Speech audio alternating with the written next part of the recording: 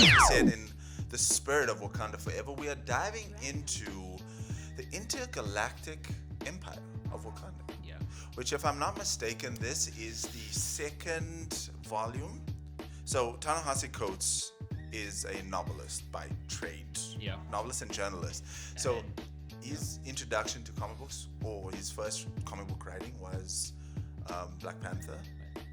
And then this is his second volume. Similar to how Chip Zdarsky wrote Daredevil. Yeah. And then now we're on the second volume. Continues it. Yeah. Give us a breakdown. So just a little bit of a breakdown for Wakanda. Well, Wakanda, Intergalactic, yeah. Intergalactic Black Panther. The story starts off with. It was very confusing in the beginning because it starts off with Black Panther and then he's a slave, and then there's like he's in space. Yeah. And then you are like, what am I reading? And you get sort of like confused with like whatever's going on there, and then something in him switches because then he starts learning like who he is, because he has to relearn why he is Black Panther. He has to, like, something happened to him that most people don't, like, because he's in space. Something happened to him, and like it explains why he landed up in space and how he got into space, and then he learns that, and then it goes like it goes upon him like relearning Black Panther, but also still saving the people that he's enslaved with. In like space. It's sort of like what I'm not selling it really well, but this is like the small little the brief thing. description. Then with that he learns that he's Black Panther, and then like it builds on him learning and creating a Wakanda in space. Yeah. And then it continues to build. I remember when I started reading this book. So I think this is what's great about Ta-Nehisi Coates' writing, is that I think for the first arc, I was confused. I'm like, okay, so we kick off with this homie. He's in space. He's enslaved. Almost like mining. Like they basically forcing these people to mine vibranium on this planet. It's out of space. I'm like, okay. I was also like, wow. Okay. And then he's getting visions of Storm. I'm like, okay, this is T'Challa. But the writing is so good because you convinced, you're like, this is T'Challa. And then the way the characters are interacting, because they kind of like break him out. Mbaku is there. I forgot the other names now. But the team is there. You know, they interacting with this dude, and they like. So essentially, what happened was, and you kind of learn as the story progresses, because T'Challa doesn't remember who he is. Yeah. They mind wiped him. Yeah. Right. And who's in charge of the Intergalactic Empire of Wakanda is Killmonger. Oh yeah, I actually forgot. Yeah, and he's imbued with a symbiote. And at some point, he attacks Bast, the deity. Yeah, I do remember this. And right? What an amazing story. Chaos, because then there's that whole scene where they go back to actual Wakanda. On Earth, On Earth, and then there's this whole battle with Wakanda and Killmonger. Exactly. The symbiote and everything. And then at one point, doesn't he turn into Black Panther, and then Killmonger turns into Black Panther, and people are confused that this isn't T'Challa. I don't think so. So I know. So I know somehow they snubbed him, T'Challa now, and then he kind of took on with his symbiote. He took on the emperor type thing, and he's ruling with the iron fist, and And it what's really nice is with I think it's the first maybe 12 issues, first 2 arcs. T'Challa doesn't really remember who he is. So as you kind of seeing him kind of incorporating himself back in with M'Baku, because they have a rebellion almost, trying to fight back and try and take on and during this period T'Challa still doesn't remember who he is, so you still left with that doubt, okay, but all the signs are there, this is T'Challa. And the team are also still trying to remind him that exactly, you are the Black Panther, you are king, exactly. What so the hell are you doing? instead of them flat out saying, hey yo, you the king, bruh, get your things, they kind of slowly but surely his memories come back. He's fighting by muscle memory. He's like, you know, you can tell he's Black Panther. So I think they try and like leave him to his own devices, and he like the more he himself up fights, again, and yeah. then he comes back, then he fights for his empire back, and it's just phenomenal. Yeah. What I do love is in New Avengers issue 1, so kind of like the first Jonathan Hickman. So it's kind of like this. the first Where they tell introduction him of the incursions. Yeah. That kind of set up.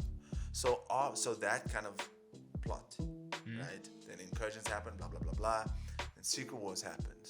At the end of Secret Wars, T'Challa snatches the time stone, goes back in time Okay, cool. Yeah, I remember this. to now. that moment, and then that's when they start charting for the Intergalactic Empire. So I was like, I really love that setup. Yeah. Because when I reread Secret Wars, I was like, oh, okay, there's this where okay, cool.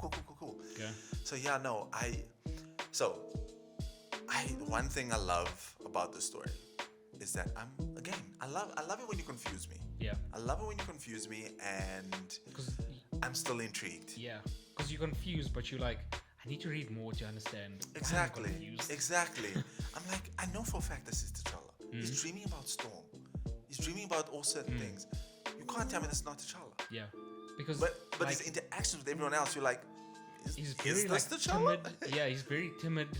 He doesn't have like his king Like star- kingliness, Like yeah. he doesn't have that. He's a slave, and it's just like, why is the man picking up rocks and like just like Exactly. it starts off very confusing, but you know that it's T'Challa. Yeah. You know that it's him, but you still don't understand why Exactly, yeah. he's okay with being So a slave and not like taking control, you know? exactly, and so that's why I say I really love the structure and the storytelling, because like from issue 1, smack dead in the middle of whatever's happening, you're like, huh? Okay. And then as you kind of progress, you see his like development and these attachments. Like it's kind of like someone relearning to be friends again. You know what I'm saying? Which is a really very nice emotion, very compassionate way to write T'Challa. Because you see, I mean, again, character development, you're seeing him kind of relearning these things, which is really great. While he's like kind of getting these flashes of his old life, and he's going through this confusion. Yeah. And as a reader, we're going through this confusion with him. You know what I'm saying? And for him, and like in that moment, like we're going through the confusion, you are also still going through the emotions of him also being confused. Exactly. As to be like, what am I actually doing here? Or Exactly. like, why do I keep picturing Storm? Why do I keep picturing all of these things? And you still are like, bro, we know who you are. Like, Exactly. come Yeah. on, get it together. And I do feel like the structure of the story is done really, really well. The storytelling is really well, and it kind of like once it ends, it's like a nice clean slate for John Ridley, because he's writing the current run to kind of not only John Ridley and the new current run, but like runs to come, because now technically there's two Wakandas. Yeah. There's the intergalactic one in space. And then there's One on Earth, which is really cool. So you could actually have two kind of like stories going, similar to like how we have X-Men and X-Men Red, and you know, so there's two different plots, two different things. And I don't know if it's out. I don't know if we will get it, because I know there's one shots, Wakanda one shots, but I think that's more lead up to the movie to get people hyped for the movie. Wakanda Forever, and there's something else. I would love, because I know at the end of the run, Intergalactic Empire of Wakanda, T'Challa leaves M'Baku in charge of the Intergalactic, and I love M'Baku. That's actually really nice. Like, I feel like M'Baku's such a great character. There's character there. Like, Exactly. He's He's a good soldier, warrior. He's a good leader as well. Exactly. He's a strategist. Yeah. You know what I'm saying? And you see, and like while, like you're saying, we're going through this, like T'Challa relearning his connections with his people, you see who M'Baku is in this story. You know, he almost kind of takes on like a mentor role to T'Challa. Yeah. You know what I'm He saying? does, actually. Because they butt heads. Yeah. You know, But obviously. in a good fashion. In a good but way, yeah. Also, he does he butts heads with him, but he also learns from him in some. Exactly. And it's so wild because that might be like you say, he's learning from M'Baku. That very well might be a lesson that T'Challa actually taught him. That's, oh man, I love the story so much. You mixing, it's again, I'm all about balance. You're dealing with this emotional journey we're on. We're learning what's happening, learning new, re-engaging with these people. You got some cool space cosmic stuff happening, as well as cosmic meaning spaceships and all that. I love because reading this, it's like if you take Black Panther and put him in Star Wars: A New Hope. That's what I felt like. Yeah, that's what I felt like. What I thought of now is that in Wakanda we got Wakanda Forever, and Wakanda we got Nampo, who was the antagonist. Yeah. So if we did the galaxy thing, who could his enemy be for vibranium in that? Well, not who could it be.